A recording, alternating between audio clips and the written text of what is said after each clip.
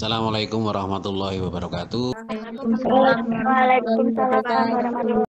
Anak-anakku semua, gimana? Sehat-sehat selalu.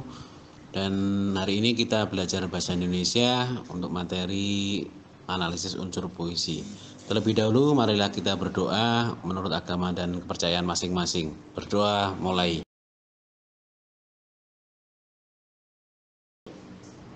Oke, cukup. Oke, anak-anakku semua, isi absensi di link yang sudah disiapkan yang kemarin kita sudah siapkan, silakan diisi sebagai bentuk keikutsertaan kalian. Kemudian kalau nanti saya masuk materi, kalian ingin langsung bertanya, silahkan langsung bertanya saja. Jadi bisa langsung bertanya supaya nanti waktunya efektif. Oke, anak-anak semua, sekarang kita mulai pembelajarannya. Jelaskan menganalisis unsur intrinsik dari puisi. Nah, nanti kegiatan kalian ini yang pertama, tadinya adalah menganalisis pesan dari dua buah puisi, itu novel atau kumpulan puisi. Tentunya nanti bisa dengan novel yang akan saya share. Kemudian berikutnya adalah menyusun ulasan terhadap pesan dari dua buah buku fiksi, yaitu novel dan kumpulan puisi yang dibaca.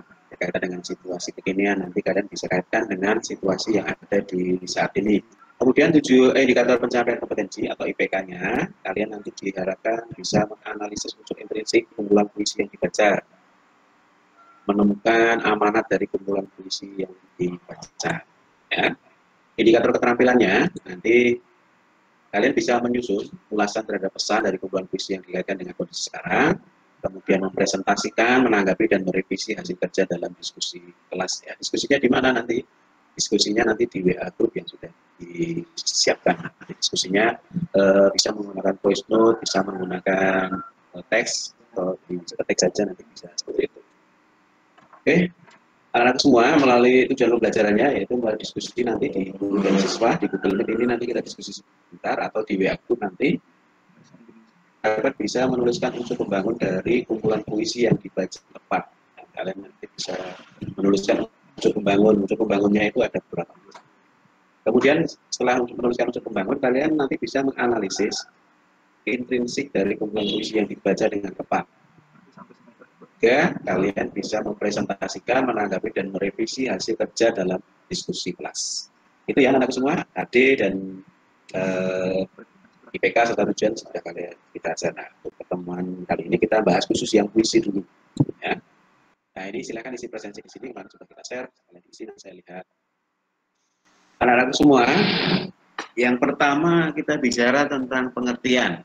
Saya rasa kalian puisi itu dari SD sampai SMP, bahkan SMK ini kelas yang lalu kalian sudah mengerti puisi. Itu tentang pengertian puisi ya. Kalau ada pertanyaan langsung saja nanti Pak saya bertanya ya. Lanjut.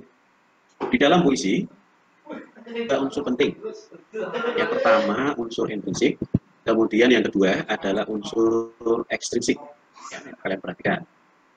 Dan unsur intrinsik adalah unsur pembentuk puisi berasal dari dalam puisi itu sendiri. Kemudian unsur yang kedua adalah unsur ekstrinsik. Unsur ekstrinsik itu adalah unsur pembentuk puisi yang berasal dari luar puisi. Tetapi anak-anakku semua yang kita pelajari hari ini adalah khusus unsur intrinsiknya. Kita lihat yang ada di dalam puisi itu sendiri, tidak seperti tadi unsur ekstrinsiknya. Ada dua macam anak-anakku semua, struktur. Kemudian yang kedua adalah struktur batin. Ya, yang dimaksud struktur fisik. Itu artinya yang terlihat. Bisa dilihat, diamati dengan panca indera, itu struktur fisiknya. Ya. Kemudian yang kedua, struktur batin. Struktur batin itu setelah dibaca, kita bisa meresapi, kita bisa merasakan, kita bisa kemudian menyimpulkan ya makna tersirat yang berbeda dengan struktur batin. Nah, ini saya sampaikan tadi. Ada beberapa hal untuk struktur fisiknya. Citraan, majas, konkret, tipografi, dan rima. Kita buka satu persatu. Diksi, yang struktur fisik ya. Pemilihan kata oleh penyair untuk mendapatkan efek sesuai dengan yang diinginkan. Pilihan kata. Puisi juga harus seperti itu. Penyair akan memilih kata supaya sesuai dengan yang diinginkan. Ya. Ini saya contohkan. Anak-anakku semua, yang berikutnya tipografi. Ya, tipografi itu lebih jelasnya adalah format bentuknya. Contohnya ini namanya syair Gelatik Cantik dan Pengkritik karya Ayub Kumala. Ini bentuknya, karena judulnya Gelatik, dia membentuk seperti burung. Ada pertanyaan sebelum saya lanjutkan? Belum ya? Oke. Ya, saya lanjutkan. Yang berikutnya, majas. Majas adalah pemakaian bahasa dengan cara menuliskan suara sehingga seperti makna. Majas itu kalau kalian memahaminya kayak bahasa. Dalam puisi juga begitu, sama. Dia menggunakan gaya bahasa. Yang selanjutnya anak-anak semua, imaji atau citraan. Citraan di sini ada, kalau kita lihat puisi, oh ternyata yang sedang dibicarakan itu imaji penglihatan, imaji pendengaran, penciuman, perasaan, perabaan, dan pergerakan. Jadi ketika orang baca, oh ini yang bekerja adalah pendengarannya, yang bekerja adalah penciumannya. Kemudian anak-anakku semua, unsur intrinsik berkaitan dengan fisik yaitu rima atau irama. Adalah persamaan bunyi dalam menyampaikan puisi. Biasanya adanya di akhir. Tapi sekarang kita bicara struktur batin. Nah, struktur batin itu adalah sesuatu yang setelah kita baca, kemudian kita baru memahaminya. Yang pertama kita lihat tema. Tema adalah unsur yang berupa makna tersirat yang ingin disampaikan penulis kepada pembaca. Ya, intrinsik yang kedua, yaitu nada. Nada adalah sikap penyair terhadap audiens. Audiens itu pembacanya yang berkaitan dengan makna dan rasa. Dari nada yang terdengar, audiens dapat menyimpulkan sikap penulis sedang mendidik, mengguyur, menunda, atau sikap lainnya. Lanjutnya, anak-anakku semua, suasana. Suasana adalah perasaan yang akan timbul pada pembaca ketika membaca sebuah puisi. Nah, ini puisi contohnya. Nah, anak-anakku semua, ini sekarang amanat. Amanat adalah pesan yang ingin disampaikan penulis pada audiens atau pembaca atau pendengarnya. Mungkin satu lagi dibacakan coba. Ini sering muncul di buku-buku kelihatannya puisi ini. Ya. Ya, Pak. Oke, silakan. Gadis minta-minta. Setiap kita bertemu gadis kecil berkaleng kecil. Senyummu terlalu kekal untuk kenal duka. Tengadah padaku pada bulan merah jambu. Tapi kotaku jadi hilang tanpa jiwa. Ingin aku ikut gadis kecil berkaleng kecil, pulang ke bawah jembatan yang melulur sosok. Hidup dari kehidupan angan-angan yang gemerlap. Mati gadis kecil berkaleng kecil.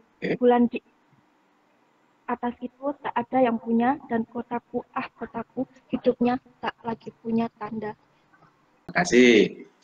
Itu ya, gadis meminta-minta. Anak-anakku semua baca Kumpul Joko Damono. Linknya ini anak-anakku semua. Nanti di situ akan melihat lagi, ini judulnya Aku Ingin. Anak-anakku semua, kita fokus ke puisi yang ini aja. Aku ingin, ya, aku ingin mencintaimu dengan sederhana, dengan kata yang tak sempat diucapkan kayu, kepada api yang menjadikannya abu. Aku ingin mencintaimu dengan sederhana, dengan isyarat yang tak sempat disampaikan awan, yang menjadikannya tiada. Selanjutnya anak-anakku semua, nanti kalian buat kelompok beranggotakan 4 atau 5 orang.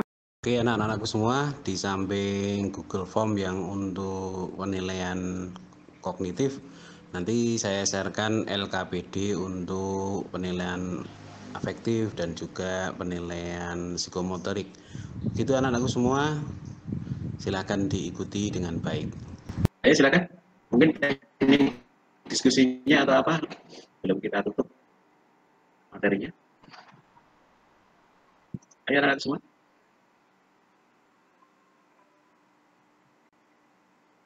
Oh, berarti ya, pertanyaan saya tutup. Selalu jaga kesehatan dan juga semangat untuk selalu belajar. Warahmatullahi wabarakatuh. Waalaikumsalam warahmatullahi wabarakatuh.